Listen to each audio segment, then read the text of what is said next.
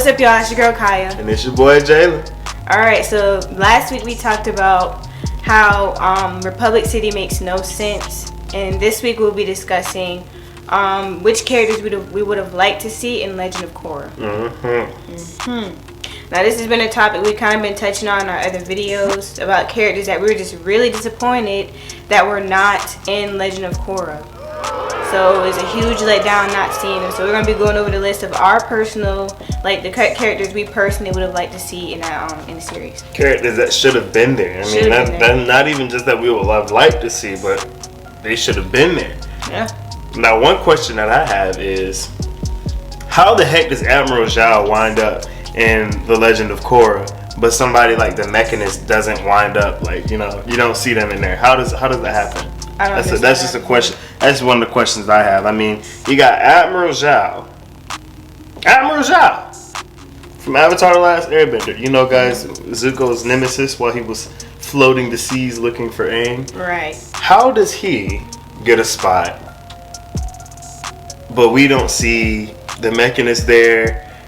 We don't see a lot of people show up in it. We see a lot of, you know, I just don't get it. I don't get it. What I can say about Admiral Zhao, I think it's kind of cool they showed us at least where he ended up. Conqueror, I am the Moon Slayer.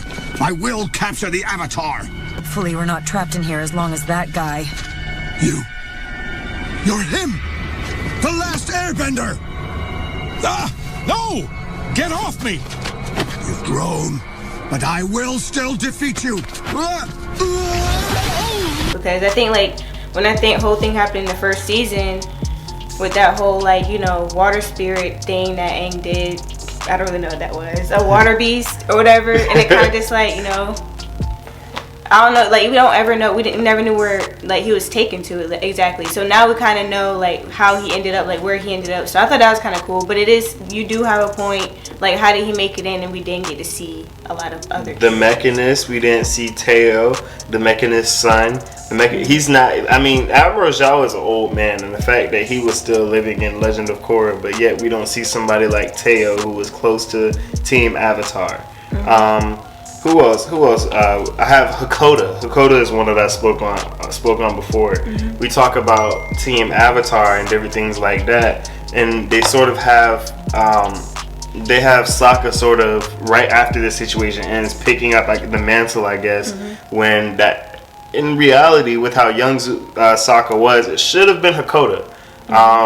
So that I would have liked to know what happened to Hakoda after that happened. There's a lot of characters that a lot of minor characters that I feel like should have been mentioned. I mean, to think that Hakoda played such a big role in the war and everything like that, and for him to just fall off the map after everything was over, it doesn't really make sense to me that he wouldn't be a general or something like that, or held in some kind of high regard as far as the Southern Water Tribe goes. Being a leader in the Southern Water Tribe, that just didn't make sense to me personally. Yeah, I know. I also would have definitely liked to see the Freedom Fighters. See how, like, because they're also in the comics too. Like, we know they're in the comics, but I would have liked to see some type of, like, I don't know, like, see something from them at least. I know majority of them are probably already dead. I don't really know, but at least, like, some remnants of what they left behind, because you'll never know. Like, maybe he had followers still. Maybe at least like one or two of them was still trying to carry out that ideology. Like what we talked about in the last video about how we would suspect that there'll still be a lot of rogue firebenders that would still believe in that they should be the superior ones still. You know, still going back to that old mindset.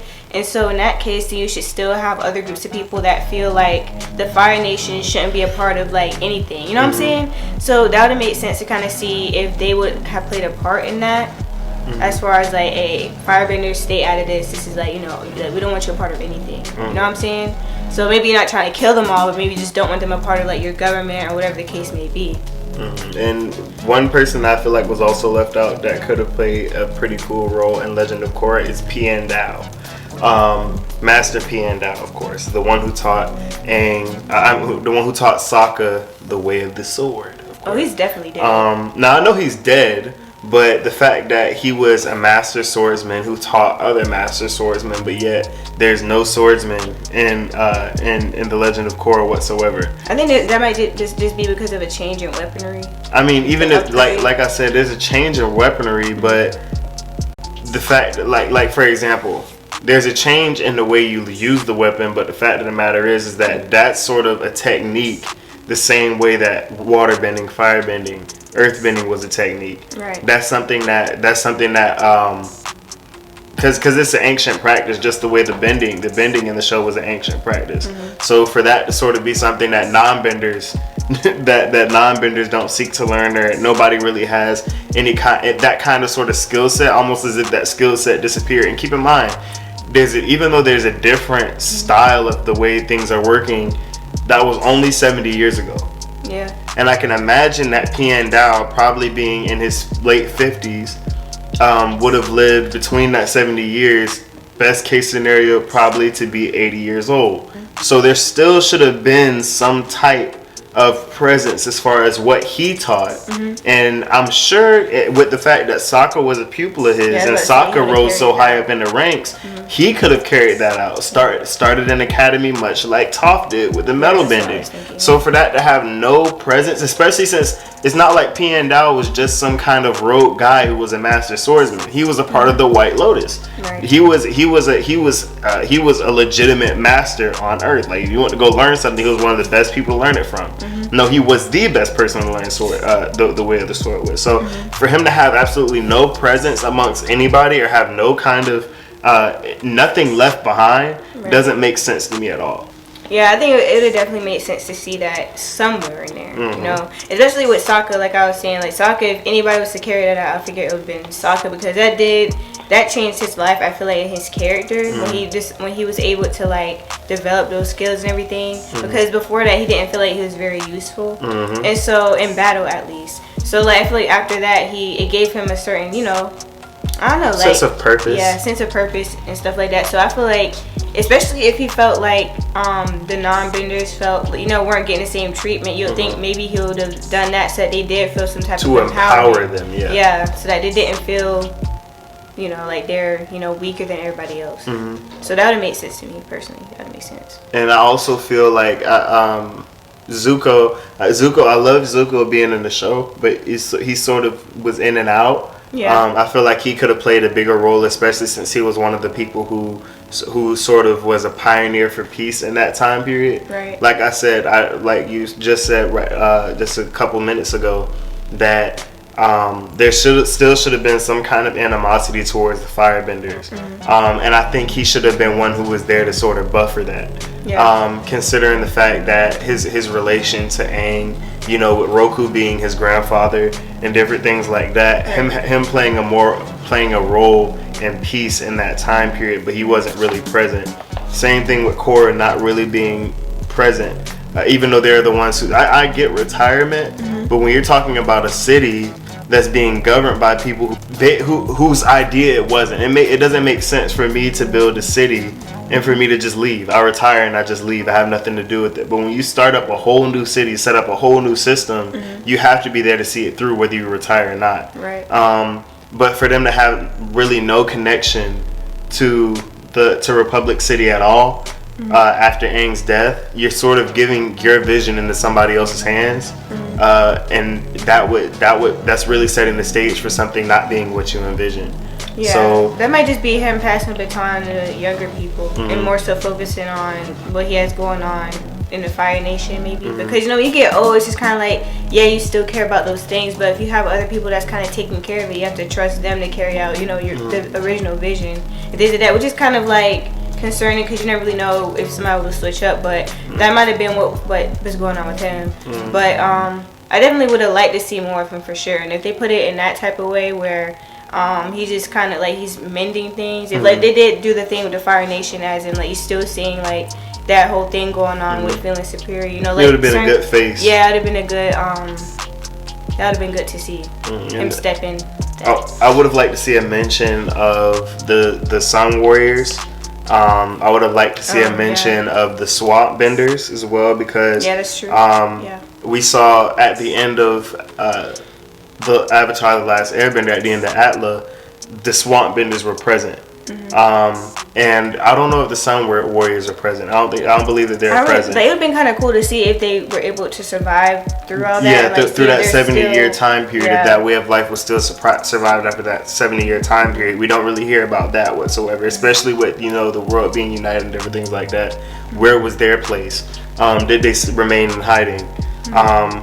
And the Swamp Benders, what role did they play? Did they just go back to being in the swamps and never really had any? But that, I don't know how much sense that would make with the fact that they were there for the uniting of the nations of the last episode of ATLA. Yeah. So for them to sort of come there and be involved in the coming together of these nations again and just to disappear again, I'm not sure. But I would have liked to see some kind of reference to them, or the people in the swamps or something like that. So speak to, you know, the existence, them still being in existence. And with shows like Avatar, we were able to travel around and see these places. So when you bring back something like that after such a long time, and you placed a pretty significant gap, 70 years in between, and we're looking at a totally different world than what we see in ATLA, I would like to see either how it changed in between or what the change looks like around the world. And I think that would include the Swamp Benders, who played a pretty good role in that show, and the Sun Warriors as well, as far as with Zuko and everything like that. Yeah, I feel like with the Legend of Korra series, and like also with Avatar: Last Airbender, it probably would have been kind of hard to kind of like take those pieces. I know we want to see a lot. We want to get updates on what's going on here, what's going on there. And like it would have definitely taken them longer, I feel like, to write it that way, like to fill us in on what happened. But I mean, that's what you get for creating a series that's like 70 years apart. You know what I'm saying? Like we don't get any fillers on what happened with these people, what happened with these areas, or whatever the case may be. Like we have no clue. So when you come 70 years later, where we don't see really any of the characters that we're familiar with, or any of the other places that, you know, we're familiar with, or like certain things like that, it just kind of like leaves a lot of questions. And once, like for me, like, you know, for us, we really wish we could have seen those things in Legend of Korra, but realistically, we know it probably wouldn't have been able to, like, you know, fit really with the storyline. But that's why I feel like it would have been really important for them to have a series that was before that one, or like something in the middle where you kind of get updates on what's going on. You know what I'm saying? Kind of puts everything together. And another thing that I would like to see is because at the end we saw Hippo in the boulder with Toph at the time. So we sort of got to see those particular the best benders in that case, because in that time period some of the best benders were, you know, obviously Boomy was an upper echelon, Toph and Boulder and Hippo, they were the lower end, the less known of the earthbenders, but they're still some of the most powerful earthbenders. And for them to have fought together in that time, establishing Republic City, did they have a role there? With them being some of the most powerful benders, did they play a role in the police system that you set up? Were they a part of it, or something like that? Like I said, these people don't need to be specifically mentioned, but where you're doing flashbacks and different things like that, to show more familiar faces in these flashbacks would make more sense than to have one familiar face and a bunch of foreign faces that we've never seen before. If you're gonna flash back and show us the characters that were back then too. You understand what I'm saying? Don't flash back and show me Zuko and a bunch of other people that I don't recognize. Flash back and show me Zuko and a couple of people that we saw in Avatar: The Last Airbender. That makes sense. And that's what was disappointing, is that when they did show flashbacks, they were very, very short. So it's kind of hard to like kind of create an image in your mind of what it could have been back then, because there's only like little snippets. That was very disappointing. Like I wish I could have seen more of Aang too, because I feel like if you remember when Aang was learning everything, he had a lot of interactions with his past lives. You kind of got to see, you know, what they went through and stuff like that. But I feel like Korra didn't really get that too much, as far as I feel like we didn't really see as much of Aang as we probably should. Exactly, we saw more of Roku and Kiyoshi and Avatar: The Last Airbender than we saw of Aang as an adult in Korra. That's what and it's a disservice to Aang, because what we look at it like is we see Aang from Avatar: The Last Airbender and we say, oh, he was a weak Avatar. He was the weakest Avatar. But the fact of the matter is, he never really got a chance. Right. He never got a chance to we never really, because people keep forgetting that at the beginning of Avatar: The Last Airbender, he was what, 12 years old, and by the time it ended, he was what, maybe 14, 15. Yeah, so he was still a kid. Old, yeah. He was still a kid, and majority of them have enough time. Like Korra and Kiyoshi were still mastering the elements into their 20s. So he had to sort of cram all of his training without the White Lotus. Even Korra got more time to train. Exactly.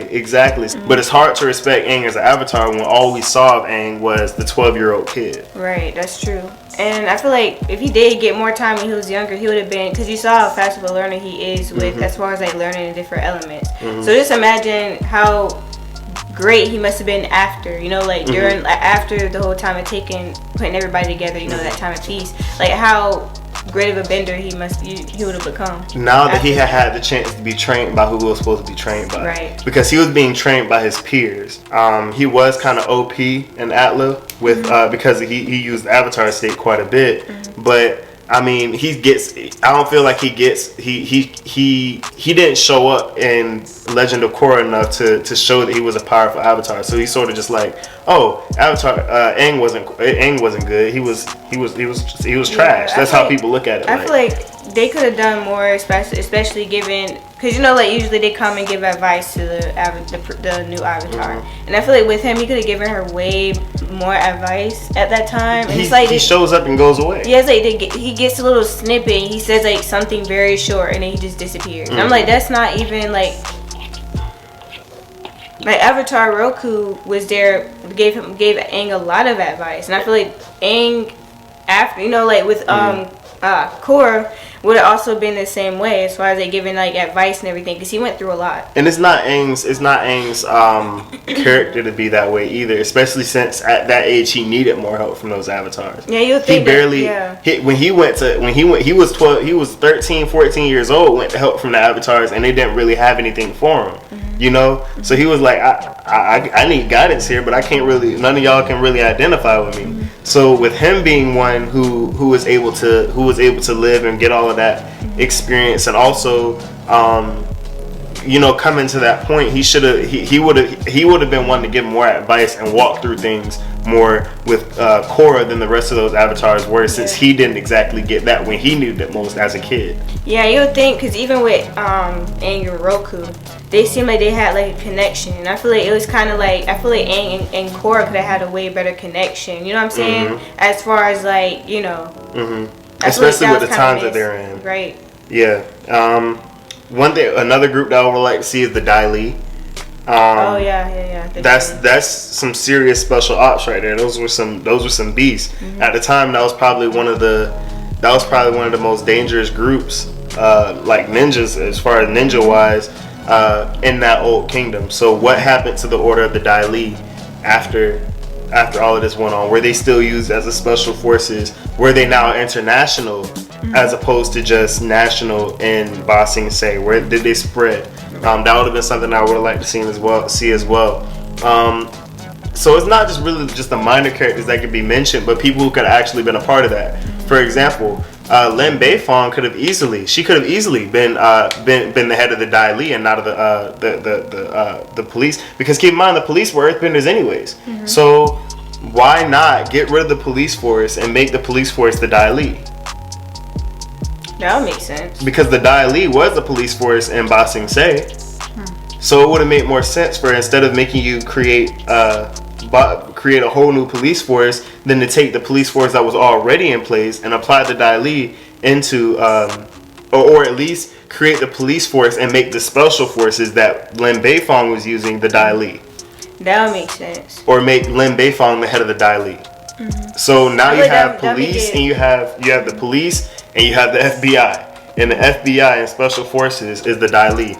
That's something that you can enforce, that people are familiar with, where somebody who was there to first see Avatar: The Last Airbender, like we were when we were kids, and be able to say, hey, that's the Li from Avatar.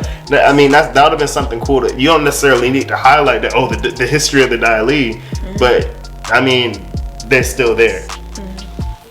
Yeah, I see what you mean with that. I guess incorporating that would just mean that Toph would have had to have some kind of connection to the Dai Li. You don't really see that too much, so I feel like people would have had a problem with that too. Like, well, she never had an interest in the Dai Li. In the Dai Li, or like, there's never any like connection with her and the Dai Li, so it wouldn't really make any sense to do it that way. But I see what you mean as far as like keeping it. It would have made familiar for it. It would have made sense if that played a part in their system. And what does it matter if it makes sense? Because the Republic City by itself don't make sense anyway. So you might as well reach and throw it in there. I mean, like I said, the Dai Li, Toph didn't have any direct connection to the Dai Li, but it would have made more sense for her to use the Dai Li than it would have for her to create a whole new police force. So it still makes more sense for her to go, because at least she has experience with the Dai Li. She's fought against the Dai Li. She's seen the Dai Li in action. At least she has some kind of connection to the Dai Li, as opposed to a police force that she creates for no reason. Right. So it still would have made more sense than sort of what they set up, if that makes sense. Yeah, in a way. Yeah. It goes back to kind of what we were saying in the last video as far as them making it too Western. Yeah. And then another person we said we want to see was Saka, which is the biggest one. Yeah, he did not play, especially in that first season when you're talking about. They literally gave him nothing. They didn't even leave anything about any trace of him at all. They had a statue, but like that statue wasn't explained. Why does Sokka have a statue? Yeah. It's sort of in order to find out what Sokka did, you have to go and look it up. You have to go on fandom and look it up. That's how little we see of Sokka in the show, and it's really disrespectful. I mean, out of all the other characters, I feel like him, even if it's just he has him, the biggest story. I feel like he played such a big part in Avatar: The Last Airbender that he deserved something way more in Legend of Korra. At least some type of something. They should have left something behind. If it wasn't being straight up, if it wasn't for Sokka, they would have never won that war. And then we see like snippets of him like in the courtrooms and stuff. That still doesn't really explain like what he was really doing or what kind of impact he had on the society at that time. What did he implement? Yeah, what did he implement? You know, I think they mentioned, or I'm not even sure if it was in there. Like he was in the military. Was he like in the military or something? Yeah, he was. He was like a general. Yeah. Even still, I feel like Sokka deserved more than that. He was an inventor too. He invented things. So is there anything in Republic City that he invented? You know, things like that. Because like he's a very clever person. Like of course he liked the military, but seeing that as the only thing that he did just doesn't make sense to me. And also being like in the courtroom, maybe he was like a lawyer, maybe something like that. I don't really know, but that would make sense too. But he seemed to dabble in a lot of different, like in a few other things, because he was, he's a smart guy. So he's one of the most flexible characters that they could have used in a lot of ways in the Legend of Korra. He's not a guy where he's there and you can't. It's like, well, what do we do with him? It's like you can do whatever you want with him, really. I'm like, y'all could at least did more than that. Like they only showed little clips, and that honestly, it was upsetting for me, especially being like the first time I watched the series. I was like, so how y'all only give him these small parts where you don't really know, like, you know what I'm saying? Like it's just like he deserved more than that. And it would have made more sense that Sokka would have lived. Out of everybody that I think could have been dead by the time the Legend of Korra started, he's not one that I would think of. He would, because you have the one that doesn't bend, the strategist, the brains. Usually that person is left behind to finish the rest of the work. So for him to be dead, and for Zuko, and now we know Fire Lords live a particularly long time, from Azulan to Sozin, so it would make sense for him to be alive that long. But for the rest of them to be alive and for him to be dead, I mean, I don't know. I mean, and no trace of Suki. Yeah, we're like, what happened with that? Like, what happened with that whole thing? He didn't have no kids. They no legacy. Left him nothing. Yeah, no legacy whatsoever. Yeah, it's like in Sokka, he definitely seemed like the type of person that would have had kids. So I'm just like, how does that work? You know what I'm saying? Like, I don't really get that. A lot of unanswered questions. Like we don't see what happened with the relationship between Sokka and Suki. We don't know what happened to Suki. We don't hear about May. Oh yeah, because even in the comics, I think were they a part of Dai Li or something like that? They were a part of something. The Kiyoshi Warriors. Kiyoshi Warriors, right? They'd have been kind of cool to see too. Tylee. We don't. And what happens? What about the Kiyoshi Warriors? There's just a lot of big parts of the show that aren't there, and it doesn't make sense as to why they're not there. you have no good reason for not including the Kiyoshi Warriors. You have no good reason for not including more about Saka. Where's Suki? She was the leader of the Kiyoshi Warriors. Why is she not present anywhere in any kind of affairs? What happened to Mei? You see Zuko flying around by itself on a dragon. Where's Mei? Yeah, that's true. You understand what I'm saying? Or at least say that Mei is dead. You know, don't when Mei was so close to Zuko, and we know Zuko and Mei got married, but you say absolutely nothing about Mei, but you show Zuko. And it would have been also cool. I think one part that we also forget is Nyla, the mole thing that could track scents. Why wasn't that used by the police force? Oh, that's true. That's an animal that you could because you bring back Appa, you bring back the flying bison, and you what was the other animals that the dragon? You have Zuko's dragon, right? But this particular animal is extinct.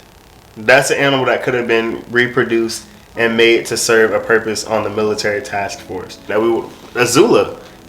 Yeah, Azula was another one. Azula, yes. Where's Azula in all of this? I mean, even though Azula was a villain,